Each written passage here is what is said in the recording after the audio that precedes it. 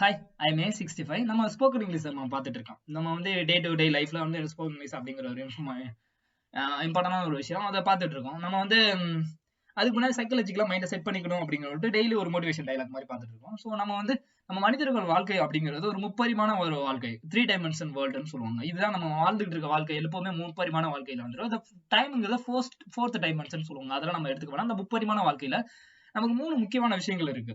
நீங்க உங்க வாழ்க்கையில எதை பண்ணணும்னு நினைச்சாலும் ஸ்டே ஃபோக்கஸ்டா இருக்கணும். ஒரு விஷயத்த ஃபோக்கஸ்டா இருந்தா மட்டும் பத்தாது.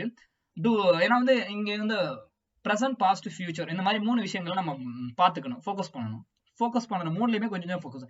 To live a more balanced life. அதாவது உங்களுக்கு ஓவர் ஹாப்பினஸும் இல்லாம ஓவர் ஷேர்னஸும் இல்லாம ஒரு நார்மலான வாழ்க்கை வாழணும்னா உங்க கண்டிப்பா அவங்க எல்லாருக்குமே பாஸ்ட்ங்கிறது ஒரு கசப்பாவே இருக்கும். அந்த பாஸ்ட் என்ன பண்ணிட்டு இருப்பாங்கன்னா பிரசன்ட்ல பேசியே அவங்க ஃபியூச்சரை ஸ்பாயில் பண்ணிடுவாங்க.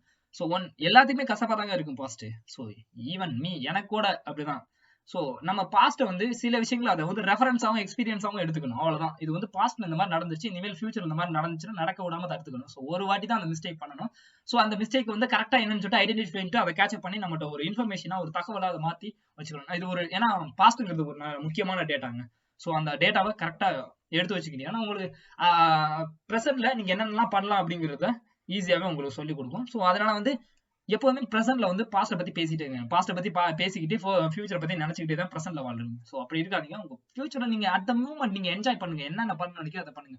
நீங்க உங்களுக்கு ஒரு கோல் இருக்கா? ஸோ அதை அச்சீவ் பண்றதுக்கு 1000 டே ஆகுதா இல்ல 10 இயர்ஸ் ஆகுதா? அந்த 10 இயர்ஸையுமே ஒரு நாளைக்கு 1 hour செலவு பண்ணாவே போதும் உங்களுக்கு கோல் அச்சீவ் பண்ண முடியும். ஸோ அதனால உங்களோட ஃபியூச்சர்ல ஃபோக்கஸ் பண்ணீங்கன்னா உங்களோட நீங்க எல்லாத்தையுமே உங்களால ஞாபகம் வச்சுக்க முடியாது. You are not a machine. So மிஷினை கிரியேட் பண்ணதே நம்ம தானே. நம்ம நினைச்சாலும் நம்ம லைஃபை நம்ம எப்படி வேணா மாத்திக்க முடியும். ஏன்னா நாளையோட பாஸ்ட் தான் இன்று. ஸோ இன்னைக்கு ப்ரெசென்ட்ல இருக்கு. You can change that. நீங்க இதை மாத்த முடியும். ஸோ நீங்க என்ன நினைச்சாலும் மாத்த முடியும். உங்களுக்கு ஹாப்பினஸ் நார்மலான வாழ்க்கை வாழ்றதும் ஒரு சந்தோஷமான வாழ்க்கை வாழ்றதும் கொஞ்சம் இம்பார்ட்டன்ட் தானுங்க. பட் வந்து நமக்கு பிடிச்ச விஷயத்தை தேடி போறது ரொம்ப ரொம்ப இம்பார்ட்டன்ட் இல்லை. ஏன்னா ஒரு காலகட்டத்தில் எல்லாமே இருக்கிற சமயத்துல நமக்கு என்ன தேடிக்கிட்டு இருக்கோம் என்ன பண்ணிக்கிட்டு இருக்கோம் அப்படிங்கிற விஷயத்துமே நமக்கு தெரியாம போயிடும்.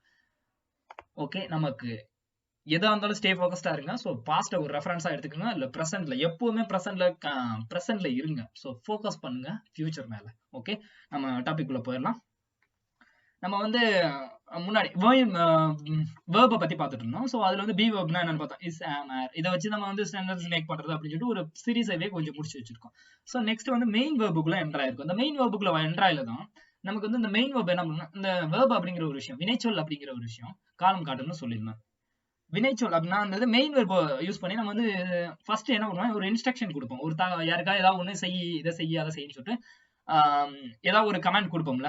இதை வந்து மெயின் வெர்பை யூஸ் பண்ணி டிஸ்கஸ் பண்ணு, மீட் பண்ணு, பிக்கப் பண்ணு, டிராப் பண்ணுன்னு சொல்லிட்டு நிறைய விஷயங்களை சொல்லுவோம். இதை வச்சு நம்ம எப்படி ஒருத்தவங்களுக்கு இன்ஸ்ட்ரக்ஷன் கொடுக்குறோன்னு சொல்லிட்டு ஒன்னு பார்த்துட்டு இருக்கோம். இன்னைக்கு எதை பார்க்கறோம்னா கால் பண்ணிட்டு வா அப்படின்னு சொல்லணும். என்ன பண்ணணும்னா கால் பண்ணிட்டு வா அப்படிங்கிறத நம்ம சொல்லணும். கால் பண்ணிட்டு வா அப்படிங்கறத வந்து என்னன்னு சொல்லுவாங்க, நீங்க வருவதற்கு முன் என்னை அழைக்கவும் அப்படின்னா கால் பண்ணிட்டு வாடான்னு சொல்லுவோம்ல. ஸோ நான் வீட்டில் இருக்கணும் இல்லையோ தெரியல, எனக்கு கால் பண்ணிட்டு வா. ஃப்ரெண்ட்ஸ் எல்லாம் நிறைய பேர் சொல்லுவோம் இந்த வார்த்தை. இது 2 வார்த்தைங்க. கால் பண்ணிட்டு வா. ஸோ கால் பண்ணிட்டு நீங்கள் வருவதற்கு முன் கால் பண்ணுங்க, தொடர்பு என்னை அழைக்கவும் சொல்லுவோம். ஸோ இதுதான் தமிழ்ல சுத்த தமிழ்ல. பட் வந்து நம்ம வந்து தமிழ்ல பேசுறது மேக்ஸிமம் கம்மி தான், இப்படிதான் பேசுவோம். ஏன்னா ஸ்போக்கன் இங்கிலீஷ் வேற, வந்து ரிட்டன் இங்கிலீஷ் வேற. அதே மாதிரி ஸ்போக்கன் தமிழ் வேற, ரிட்டன் தமிழ் வேற. நீங்கள் வருவதற்கு முன் அழைக்கவும் அப்படின்னு சொல்லுவோம். ஸோ இது வந்து ரொம்ப டீப். கால் பண்ணிட்டு வாடான்னு சொல்றது. கால்மி அப்படின்னா கால்மினா எனக்கு கால் பண்ணுன்னு அர்த்தம். ஸோ நீ வருவதற்கு முன் அப்படின்னா வந்து யூ கம். முன்னுன்னு சொல்லுவாங்க. இதுதான் என்னன்னு சொல்லுவாங்கன்னா நம்ம வந்து கன்ஜெக்ஷன் இணைப்பு சொற்கள் பார்த்தா இது ஒரு விதமான இணைப்பு சொற்கள். ஸோ 2 சென்டென்ஸ் இருக்கு. இது ரெண்டையுமே என்ன பண்ணணும்னா சேர்க்க போறோம். ஸோ என்ன பண்ணிட்டு வர சொன்னோம், கால்மி. ஃபர்ஸ்ட் என்னதுன்னா கால்மி, என்ன கால் பண்ணிட்டு பின்ன நீ வா அப்படின்னு சொல்லணும்.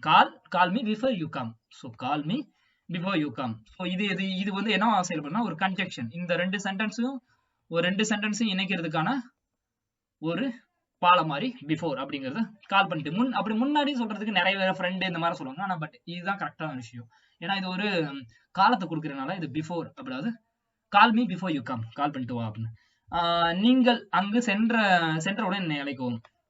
அதே மாதிரிதான் கால் மீ ஒரு இடத்துல வந்து இன்னொரு இடத்துக்கு போய் சேர்றதுக்கு என்ன சொல்லுவாங்கன்னா நீ அங்க போன உடனே எனக்கு கால் பண்ண சொல்லுவாங்கல்ல. போய் சேர்றதுக்குன்னா ரீச்னு சொல்லுவாங்க. ஸோ ஆல்ரெடி உங்களுக்கு சொல்லியிருக்கேன். யூ ரீச் தேர், அதாவது யூ ரீச் தேர் அங்க போய் சேர்ந்தவுடன்.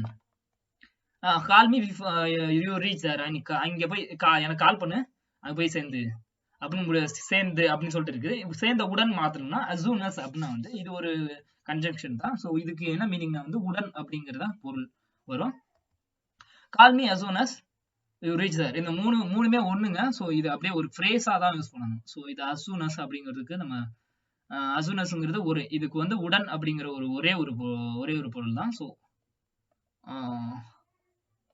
ஸோ இதை வந்து as soon as அப்படின்னா வந்து உடன், அதாவது நீங்க போய் சேர்ந்தவுடன், பார்த்தவுடன், கேட்டவுடன், நேற்ற சொல்லு அப்படி சொல்லுவாங்கன்னா call me as soon as you reach there.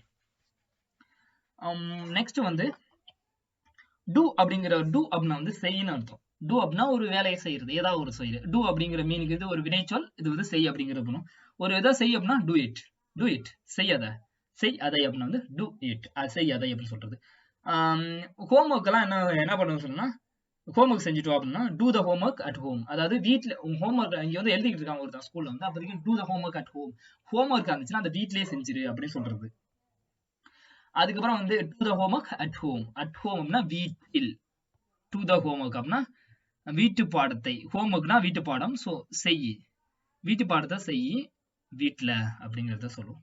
So to the homework at home. அதே மாதிரி தலைய வாரிக்கிறதுக்கு ஒரு விஷயம் சொல்லுவாங்க, அதுக்கும் இதை பயன்படுத்துறாங்க.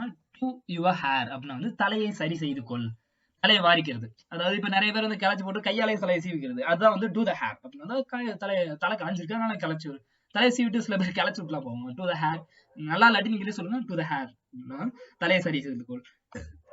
காம்ப் யுவர் ஹேர், அதாவது கோம்ப் யுவர் ஹேர்னு சொல்லுவாங்க. கோம்ப் அப்படின்னா வந்து சீவுன்னா இது ஒரு வேர்பு, ஸோ இதுவும் வேர்பு தான். ஸோ இதுவும் வந்து தலை வாரிக்கொள் அப்படிங்கிற ஒரு மீனிங் தான் குறிக்கும்.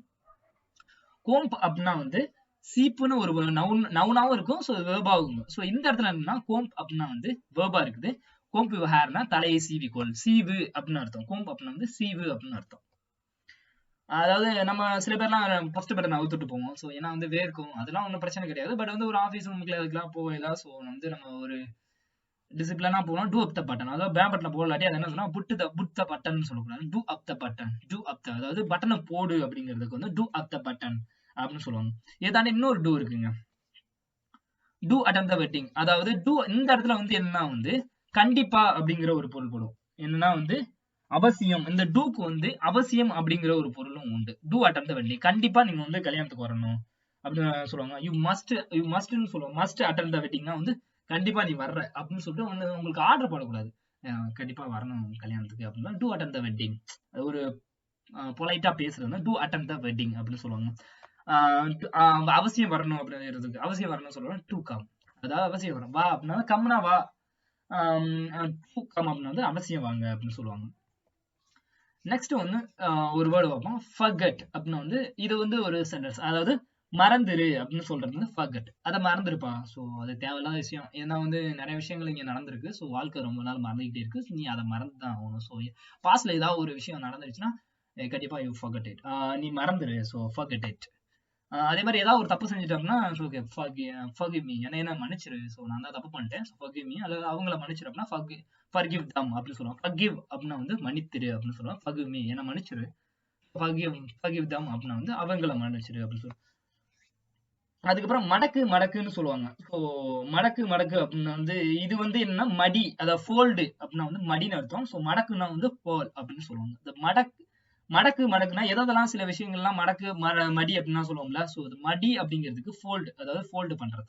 ஸோ பேப்பரை ஒரு மேல ஒன்று வச்சு ஃபோல்டு பண்ண சொல்லுவாங்கல்ல. ட்ரெஸ்ஸை மடிச்சு வை அப்படின்னா ஃபோல்ட் அப் த க்ளோத்ஸ், அதாவது ட்ரெஸ்ஸை மடிச்சு வை, fold up the clothes. Fold அப்னா மடி அப்படிங்கிற ஒரு பொருள் போனோம். ஸோ இதெல்லாம் வந்து வேர்பா ஞாபகம் வச்சுக்கோங்க, ஃபோல்ட் அப் த க்ளோத்ஸ். அதே மாதிரி பேர்ல் அப்படின்னா வந்து மடக்குன்னு அர்த்தம். இப்ப ஏதாவது ஒண்ணு மடக்கு அப்படின்னா வந்து இப்ப வந்து ஃபார் எக்ஸாம்பிள் அம்பர்லா, அதாவது கொடை கொண்டு போறீங்க, அதை வந்து குடை கொண்டு போறீங்க, அதை மடக்கு அப்படின்னு சொல்றதுக்கு பேர்ல் தான் அம்பர்லா. ஸோ குடை மடக்கு அப்படின்னு சொல்றது, மடக்கு அப்படின்னு சொல்றது. அப்புறம் லாஸ்டா வந்து ஒரு விஷயத்த போய் பாரு இந்த மாதிரிலாம், இது வந்து ஃபைண்ட் அவுட், ரெண்டு வேர்டு சேர்ந்து இது ஒரு பிரேஸ்ங்க. ஸோ இதுக்கு என்ன ஃபைண்ட் அவுட் அப்படிங்கிறது ஃப்ரேஸ், இது ஒரு verb. ஸோ ஃபைண்ட் அவுட் அப்படின்னா வந்து நிறைய பொருள் போடும். ஸோ போய் பாரு, விசாரித்த பாரு, கேட்டு பாரு, போய் பாரு, கேட்டு பாரு, கண்டுபிடி, இது எல்லாமே என்ன பண்ணணும்னா ஒவ்வொரு மீனிங் இருக்கு. போய் பாருனாலும் ஃபைண்ட் அவுட் தான், கேட்டு பாரு அப்படின்னாலும் ஃபைண்ட் அவுட், விசாரித்து பாரு அப்படின்னாலும் ஃபைண்ட் அவுட். இந்த மாதிரி இந்த ஃபைண்ட் அவுட்டுக்கு நிறைய மீனிங் இருக்கும். அது அது அது ஒரு இருக்கிற பொசிஷனை பொறுத்து. ஐ வில் ஃபைண்ட் அவுட்னா நான் கண்டுபிடிக்கிறேன், அதாவது நான் கண்டுபிடி, ஐ வில் ஃபைண்ட் அவுட் அப்படின்னு சொல்லுவாங்க. ஸோ இல்லாட்டி ஃபைண்ட் பிடிக்கிறேன், நான் கண்டுபிடிக்கிறேன், ஐ வில் ஃபைண்ட் அவுட் அப்படின்னா நான் கண்டுபிடிக்கிறேன், நான் கேட்கிறேன் அப்படின்னு சொல்லுவோம்ல. கேட்கறதுக்கும் ஐ வில் ஃபைண்ட் அவுட் அப்படின்னா நான் கேட்கிறேன், ஐ வில் ஃபைண்ட் அவுட் நான் கேட்கிறேன்னு சொல்றது. You just find out whether the manager has come. அதாவது இது என்னன்னு குழப்பிக்காதீங்க. ஸோ இதுதான் வந்து கன்ஜக்ஷன் சொன்னேன். இது யூ ஜஸ்ட் ஃபைண்ட் அவுட், நீ போய் பாரு மேனேஜர் இருக்காரான்னு, மேனேஜர் வந்துட்டாரான்னு.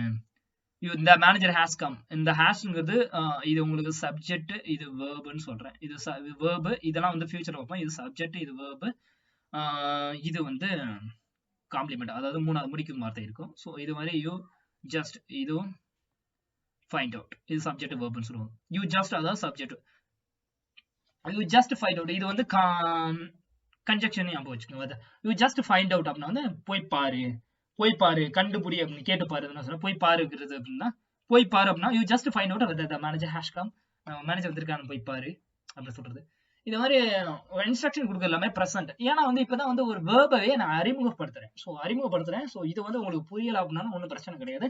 ஒரு வேர்பை அறிமுகப்படுத்துறேன், அதாவது மெயின் வேர்பா உங்களுக்கு ஆக்ஷன் வேர்பா அறிமுகப்படுத்துறேன். இது ஃபுல்லாவே அறிமுகப்படுத்துற லெசன் தான். சில விஷயங்களை நான் உனக்கு வந்து இந்த இன்ஸ்ட்ரக்ஷன் கொடுக்கறதுலேயே உங்களுக்கு சில இதெல்லாம் வந்து அறிமுகப்படுத்துவேன். இதெல்லாம் வந்து ரொம்ப ரொம்ப பேசிக்கான ஒரு விஷயம். ஏதாவது ஒரு இன்ஸ்ட்ரக்ஷன் கொடுக்கும்போது நீங்க ஒரு மெயின் வேர்பை மட்டும் யூஸ் பண்ணி மெயின் வேர்பை பயன்படுத்தி ஒரு இன்ஸ்ட்ரக்ஷன் ஏதாவது ஒண்ணு கொடுப்பீங்க. ஸோ இதெல்லாம் வந்து நம்ம வந்து ஒரு சென்டென்ஸ் இன்னொரு சென்டென்ஸ் சொல்லிட்டு சேர்த்து வர பேசணும்ல. ஸோ அதனால வந்து நான் வந்து மெயின் அந்த இன்ஸ்ட்ரக்ஷனே இன்னொரு இன்ஸ்ட்ரக்ஷன் சேர்த்து பேசுற மாதிரி உங்களுக்கு ஒரு வாக்கிய அமைத்து கொண்டு வரேன். ஸோ அதுக்கப்புறம் வேர்பெல்லாம் பார்த்ததுக்கு அப்புறம் ஒரு இன்னும் டீப் அண்ட் டெப்தா ப்ரெசென்ட், பாஸ்ட், ஃபியூச்சர் அப்படிங்கிற ஒரு விஷயத்தையும் நம்ம பார்க்க ஆரம்பிச்சிடும். This is A65. Thank you for watching this video. Have a nice day.